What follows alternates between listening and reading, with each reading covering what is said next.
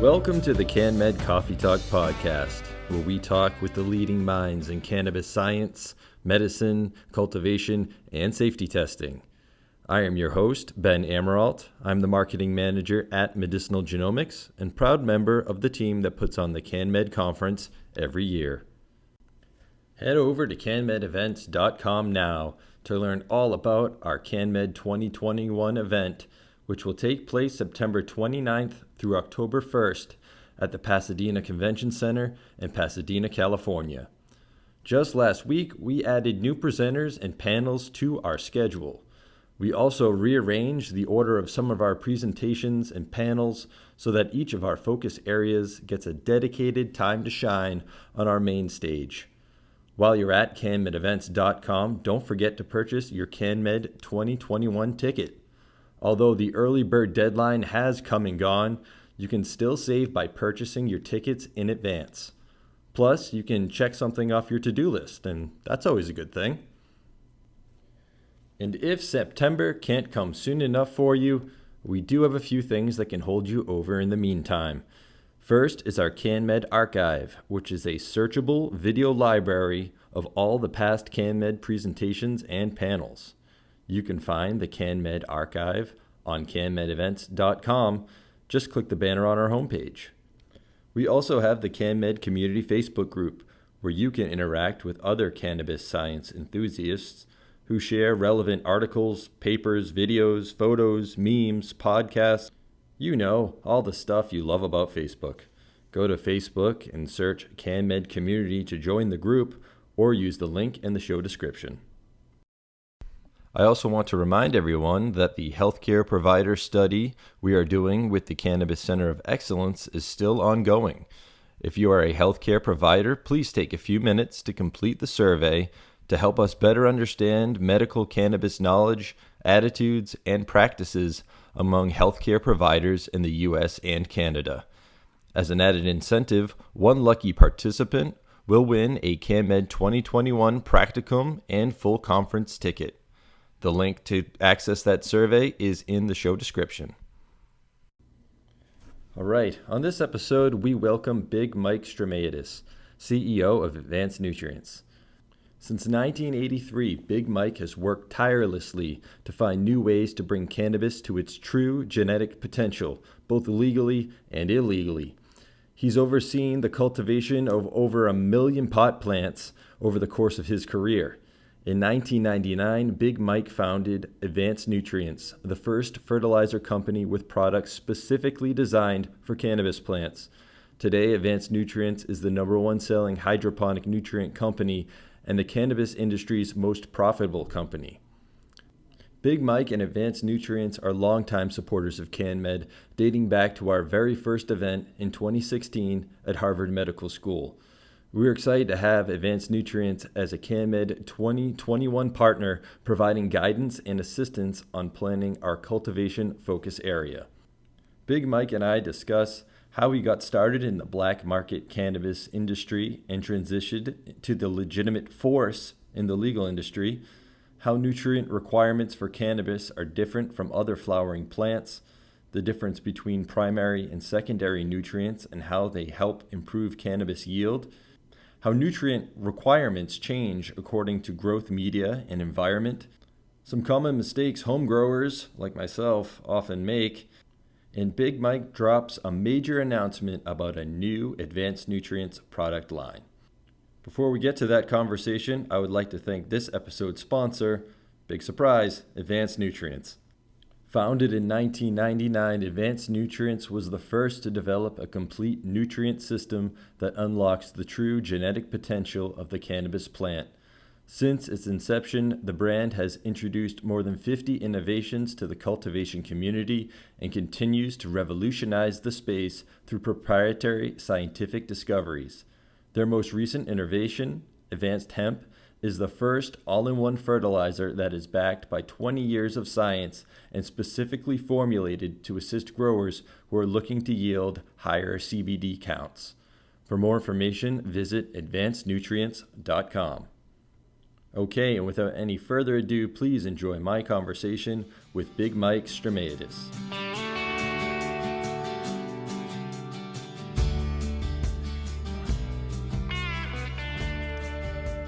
Good afternoon, Big Mike. Thanks so much for joining us on the podcast. Hey, Ben, glad to be here.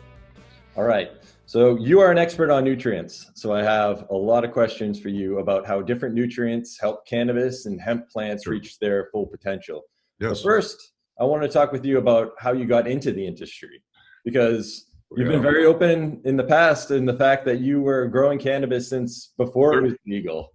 So how did you get started in cannabis? I call it the dark ages. I've been doing it for 38 years since I've been 23 years old. And I had two salesmen working for me. I had a lawn care company where I had to mix these big tanks full of chemicals, and you sprayed it on the grass, and you made the grass green and kill all the dandelions and weeds and crabgrass and all that stuff. And they would go into these rooms and they would go, we can make $100,000 in a room this size. Okay, great. Then be another room, and they'd show me, and they go, well, we can make $500,000, 300,000. I go, this sounds illegal. They go, it is. I go, well, what is it? And they go, you're not ready. We don't want to tell you yet. So I said, okay, fine. And one day they invite me over to their house. And they go, come here for a second. I want to show you something. And they take me down to the basement. They open a door. And this is 1983. So there's not a lot of information about growing. The internet didn't even exist then. And they had a couple of metal halide lights and some plants, some gangly looking plants underneath there. They go, this is it. This is, we can make money growing marijuana indoors, and it's totally safe, and gave me the spiel. They go, well, one thing is we don't know how to take cuttings, and we read about how you can replicate a plant. We don't know how to do that. So I went to the library, looked up some stuff, found this thing called the floating broth method, and basically it's where you use auxins in a liquid solution, and you make a hole in a piece of styrofoam, and you put some of the cutting through there, and it just kind of floats in the broth. And lo and behold, it grew roots. They thought I was a genius. So we're off to the races and running, and started growing cannabis indoors and eventually outdoors. And the biggest challenge I found was, I talked to a few other growers. I go, the stuff that we buy from these companies, do you think it's really for cannabis? And they go, we don't know. And we often wondered that as well. I said, well, we should be making things specifically for cannabis. And they said, well, how do you do that? I said, well, I understand fertilizers. And so I just started playing around with different things, and eventually made some formulations that really worked well before I was able to use science. People were just saying, well, this stuff works really, really well. And then when I went to Canada, I was able to work with UBC University. They had an arm called BC Research at that time, and BCIT was able to had a license to take in cannabis, and UBC Research had the ability to check for the different micronutrients that the plants were using. We took multiple strains, root samples, stalk samples, leaf samples, bud samples, you name it. I took it all and looked at it and figured out quite a bit about the plant very, very quickly. And that was about 2003 when that happened, when I was able to start actually using science. And I spent a lot of time in the UBC University Research Library, just studying all the leading cutting edge plant articles that were out there and publications. And I found this group called the Plant Growth Regulation Society of America. Lo and behold, 150 to 200 of the top scientists, plant growth scientists, go there every year. Guys from like Texas A&M and Max Planck and Syngenta and Cargill, and even Monsanto guys were there, and started talking to all of them. Went to all the lectures, the seminars for years and years and years. Learned a lot about what can accelerate plant growth and give you a bigger plant with higher yield and more THC. Those are the two things that we were interested in at the time, because the science of cannabis hadn't evolved. And then eventually I said, well, I want to take this a step further. So I started looking, where can I find a country or someplace so I can do this, on a bigger scale legally. At the time in Canada, they had just come with the laws back when I was doing it, and started researching in probably about 2000, 2001. It was becoming federally legal, and we're working with a bunch of cancer patients. And I said, well, where can we go to, like an actual lab environment where we have better controls? And lo and behold, a country of Bulgaria said they were willing to issue a license. Had to go through 6 ministries to get it, and we were able to study it. Our walls were concrete walls were 2.5 feet thick. We had to put cameras in there.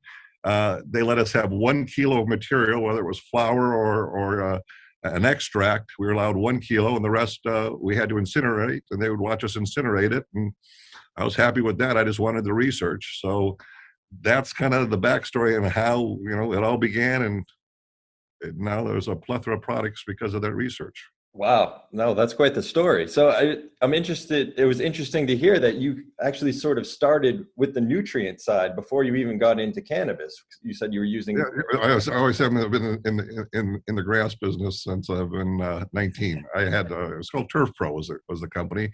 I started when I was 19 years old. Excellent. And then you mentioned that the nutrients you were using before you sort of formulated something that was specific for cannabis. What was that like? How far have nutrients come? It was like a company. I don't know if I should say them, but it was Peters we were using. We used a bunch of different companies, and they treated it like it was a normal flowering plant with a lot of phosphorus. Well, I knew right away that this plant does not like phosphorus, does not use hardly any phosphorus. In fact, it uses probably about 75 to 80% less amounts of phosphorus than it does nitrogen and potassium. And when I see fertilizers, and any of the people listening to it are a grower, if you see a high phosphorus number, stay away from that fertilizer, because heavy metals are contained, a lot of them, in the phosphorus, and also in humic acids. You have to be careful. And so I saw a lot of cancer patients were using the cannabis, and I said, well, heavy metals is going to be a concern at some point.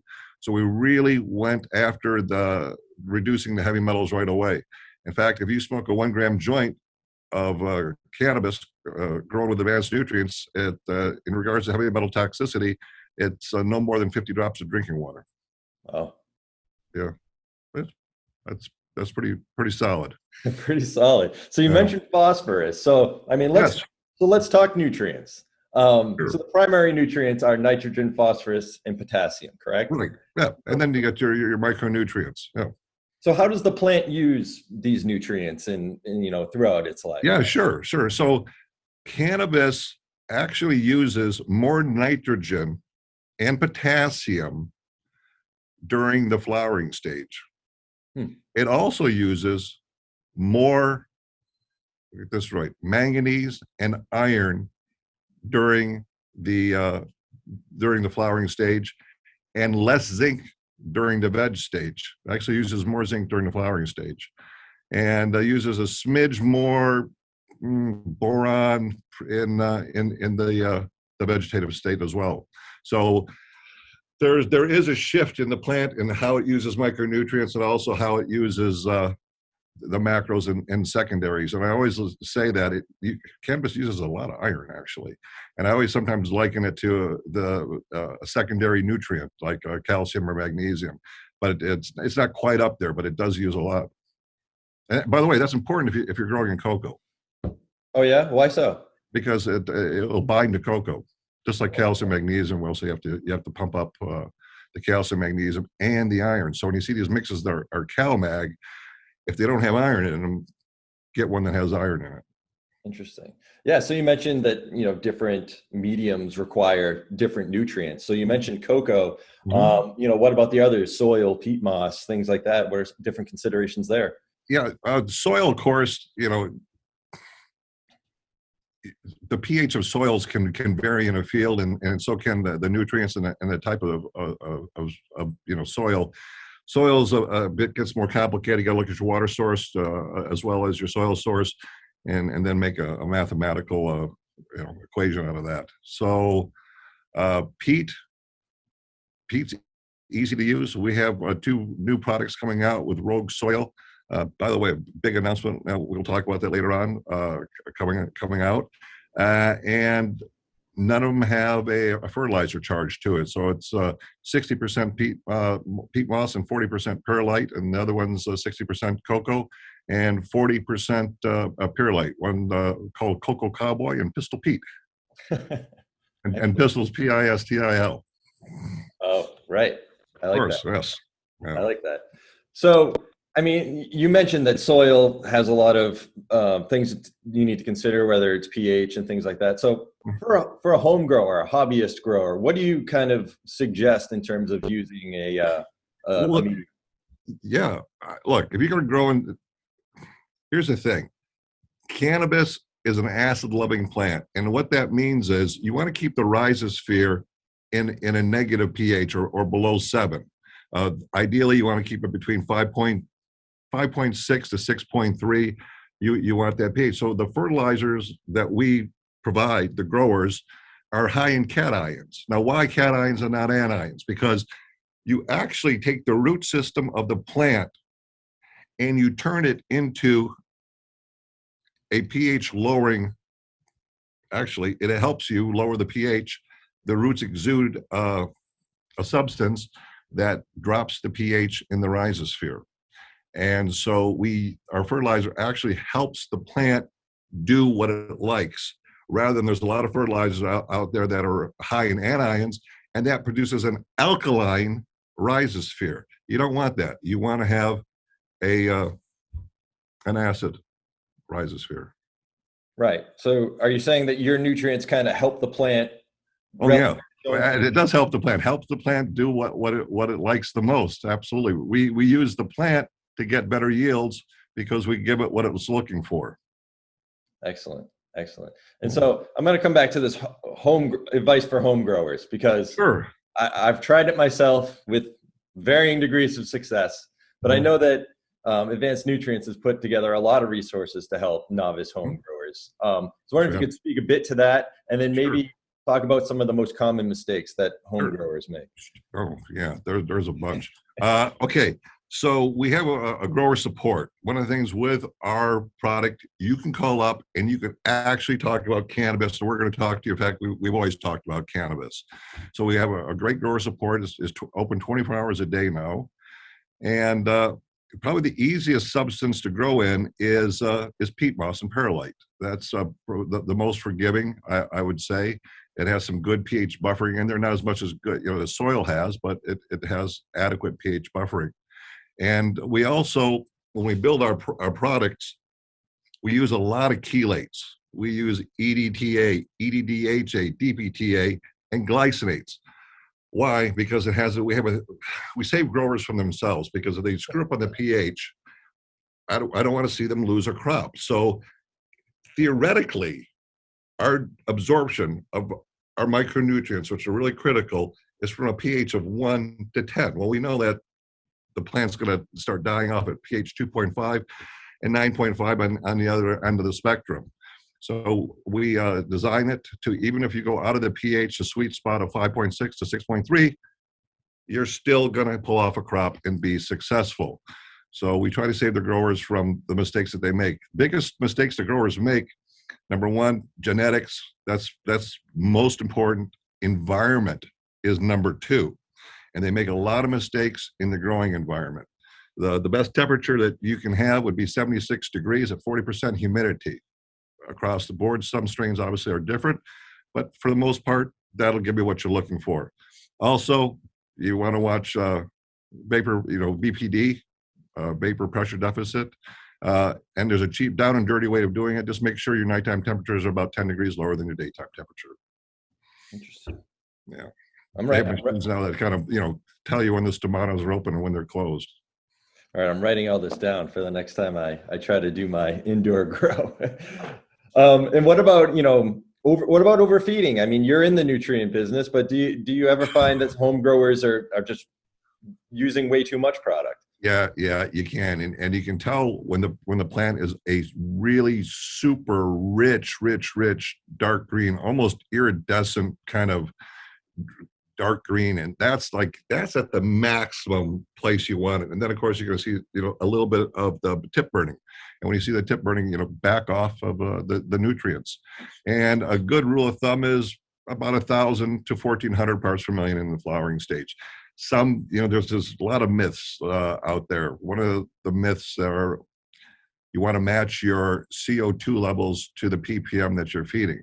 This is absolutely just nonsense.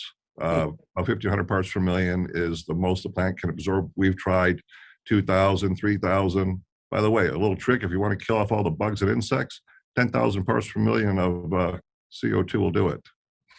NASA, that's one of the tricks NASA does for bug control. Really? Yeah. And we did touch on it. So growing in soil, what about growing indoor versus growing outdoor? Are there different considerations there in terms of nutrients too? Well, growing mediums, the plant's the plant. There is, if you're in soil, it's going to be, it's going to be a different amount of fertilizer that you're going to put on versus what you're going to put on, depending on the strain, when you're growing indoors. I can tell you the future of genetics, you will be able to grow outdoor plants that will look like indoor plants. The reason indoor plants actually look the way they do is because they're not getting exactly what they're what they really want. Yeah. And I think another big thing with outdoor, and you tell me if I'm on the right track here, will be autoflower or huge Ruderalis. Absolutely. Yeah, we've mapped out some Ruderalis plants. We know where the mechanism is. In the future genetics, that's what you're going to see. You're going to see a lot of autoflower. In fact, you're starting to see more and more autoflower. But because we understand where the mechanism is, you can take that mechanism and you can stick it into any strain that you want, and it'll become an autoflower. And that's going to be a big deal in the future. You can get multiple harvests in a single growing season. Absolutely. So let's go back to research, because that was a big part of what made Advanced Nutrients what it is today. I was wondering if you could speak a bit more to sort of the advancements that you've made at Advanced Nutrients. So a lot of things that we found out, because I was a member of the Plant Growth Regulation Society of America, there's a lot of so-called tricks that you can do with hormones to really get a bigger, fatter, robust plant. If you can think of if you think of the Incredible Hulk, right? You can not the Hulk that was as big as the skyscraper, but the one with Bill Bixby, I think it was. It was Lou Ferrigno, and really get thicker stalks and put on more weight. Now, we did a lot of that research, and a lot of that would have to be put through the EPA. So right now, we have products for hemp that we're putting through the EPA that have hormones in it. And there's a multitude of things that we understand about that plant when it comes to hormones and optimizing different characteristics that you'll be seeing over the next few years coming out with. First, for hemp, because it's federally legal, you're not going to be able to get an EPA registration on let's say, the THC side yet. That's coming 3-4 years away, and we're ready for it. Excellent. And I know you've already launched Advanced Hemp, a line that's targeted at hemp. And I believe the product you have out now is to help with CBD production. So wondering if you could explain a bit how that does that. Well, it's everything. There's not just like one particular thing. It's the way that we build a product.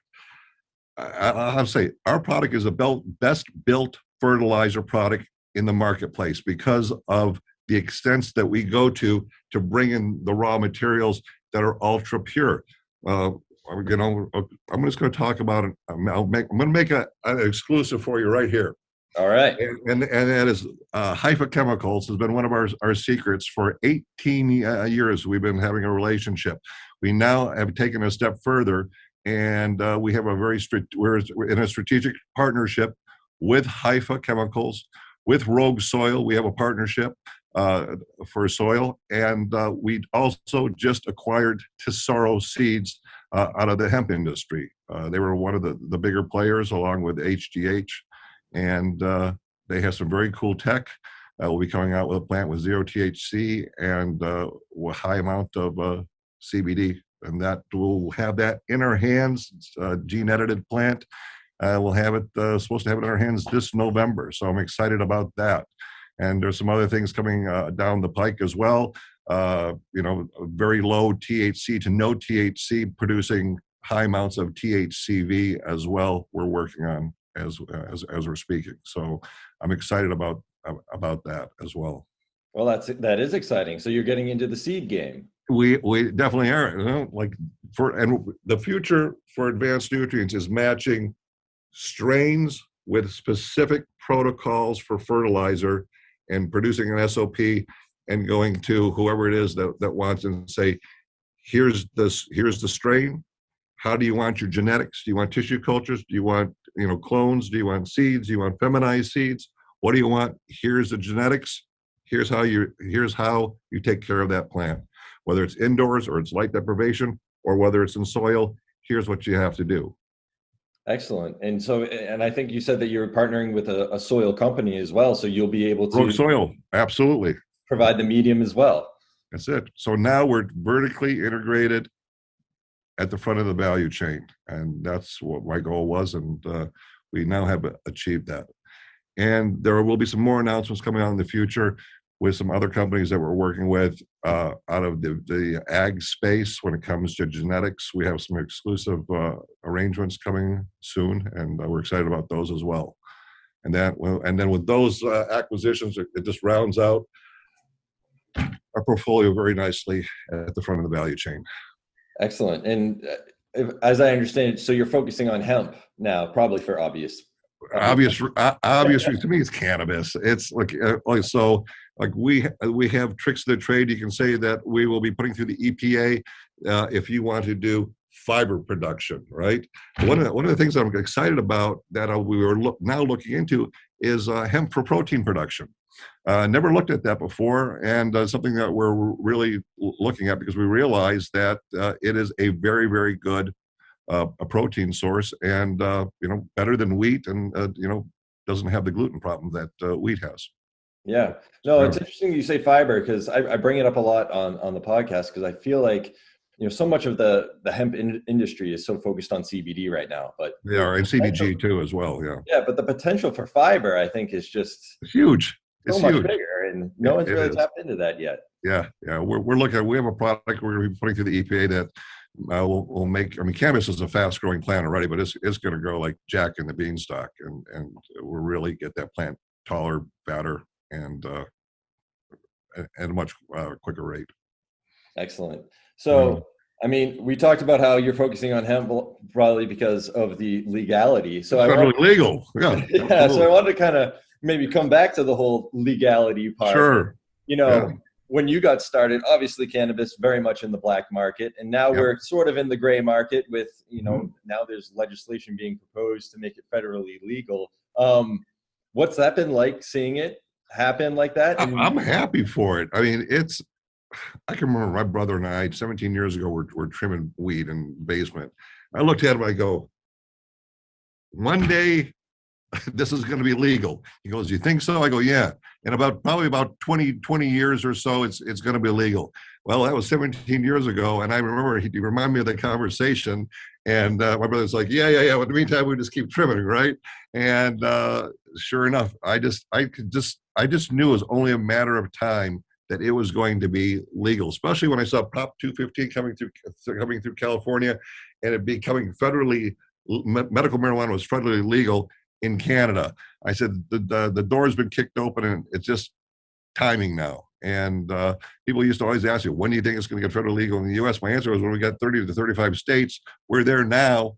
And, it's fortunately Joe Biden, he first said that, he was against it. And they go, Joe, you can't say it. You're not going to get votes. He goes, okay, I'm for cannabis. And now he's backpedaling and saying that he's not for cannabis. My guess is he's going to use it for probably the 2024 election, and you'll probably see it federally legalized in 2025.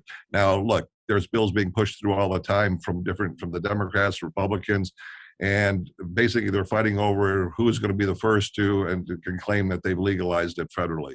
And that's what's going on right now. And I wish I would just stop and just, let's just get down to business. And we know it's going to be federally legal at some point, especially because of the economy. I mean, right now they're printing trillions of dollars. It's inflationary as we're seeing. And we're going to go into we're going to go into a huge economic downturn, to the likes that probably none of us have seen, and they're going to need the tax revenue. They've already proposed a 5%, federal tax on cannabis. I wish they would just go ahead and do that, and let's just get on with it. Yeah, no, I would agree with you there. And I would imagine you guys are well positioned for that day when that happens. We are indeed. I mean, I put in some things through hemp that can be used, will be immediately be able to be switched over to the THC side, because cannabis is cannabis, and that's the way I look at it. Absolutely. So I want to talk about CannMed because Oh man, that's the single most probably important from my aspect, from the way I see it, the single most important conference that cannabis has globally. I mean, MJ Biz is great. You get to see all the stuff that you can use and the trimmers, but I've always been science driven. Advanced Nutrients has always been science driven. The genetics is science driven. Science is everything when it comes to growing any kind of a plant. And the fact that this is just all about cannabis, it's amazing. I was there for the first time you guys had it in Harvard, but it was a big supporter then as I am now. And if you're in the cannabis space, as important as MJ Biz is to you, you should be going to CannMed. No, and we very much appreciate the support, and we're thrilled to have you and Advanced Nutrients as a partner level sponsor in helping us build out the Cultivation Focus Area. I think it's going to be a real standout at this year's event. So we're really excited about that. It is. In fact, that you're really putting an emphasis on cultivation this year. That's going to get a lot of the growers in there, the master growers, people in general. Even if you're a home grower, you should come there. We're going to have some displays up there that explain things and help things to doesn't matter what level you're at, whether you're the home hobbyist or you're the master grower for some MSO, you will learn something new. Absolutely. So winding down here, I did also want to ask you about your humanitarian efforts through Humanity Heroes. I was wondering if you could speak a bit to that, because it's great work you're doing. Look, we believe at Advanced Nutrients, if a company is successful, they should give back directly to the community in which they give their money and society as a whole. So we do both. Recently, the island of St. Vincent was highly impacted by this volcano that erupted and killed all the outdoor cannabis plants. So we donated $100,000 worth of nutrients to the growers of St. Vincent. We also brought down our support people so they could learn different techniques and grow better crops as well. When the wildfires were raging last year, we gave away $250,000 of Advanced Nutrients and $250,000 in cash. The year before, we gave 2017 it was $100,000 in cash to growers to help them out. That's how we help give back directly to our community.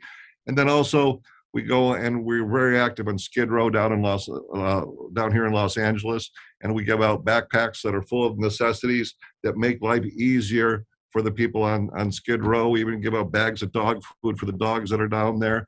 And we've been down there multiple times handing out the backpacks during COVID. We actually had hygiene packs that we handed out down there. We were during the worst of the pandemic, our team members were down there helping out. So Humanity Heroes is something that's very close to me, and I wish more companies would start their own charity or give to charities. It's important. No, it is important. Like I said, it's great work, and it really speaks to you and speaks to the company that you're giving back like that. Definitely aligns with our values here at CannMed and Medicinal Genomics as well. Yeah, sure. So I guess winding down here, I wanted to give you the opportunity to plug any social media, websites, or anything that people can keep up with you and what you guys are doing. Sure. I mean, you can go to Instagram and you can type in Advanced Nutrients and find out more about Advanced Nutrients that way. Go to advancednutrients.com, or just if you want to go to Planet Big Mike, we call it, you just go to Instagram and type in Big Mike, and that will open up the whole world of everything that we're into, not just fertilizer. Absolutely. That's great. All right, Big Mike, thank you again so much for the time, and I look forward to seeing you out in Pasadena for CannMed. I think it's going to be a great event. Well, looking forward to meeting Ben. Absolutely. All right.